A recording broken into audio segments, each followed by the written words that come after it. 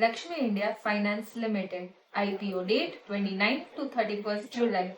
Price band 150 to 158. Lot size 94.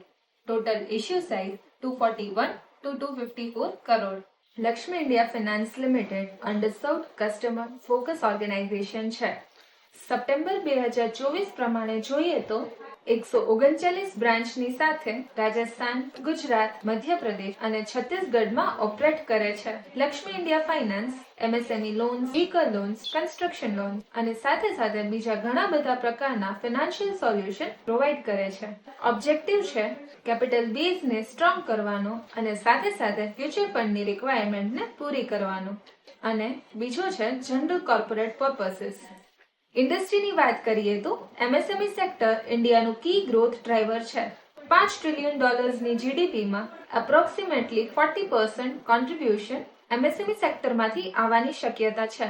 Government પણ specially આ સેક્ટરને help કરી રહી છે કારણ કે આ સેક્ટર બહુ મોટી રોજગારી ઊભી કરવા સમર્થ છે. Risk in IPO. Lakshmi India ફાઇનાન્સમાં રિસ્ક છે એ લો ઇન્કમ કસ્ટમર્સ જેમ કે વિલેજ અને સેમી અર્બન એરિયાઝમાં ઓપરેટ કરે છે. આ એરિયાઝ ઇકોનોમિક ડાઉનટર્ન્સમાં બહુ વનરેબલ હોય છે.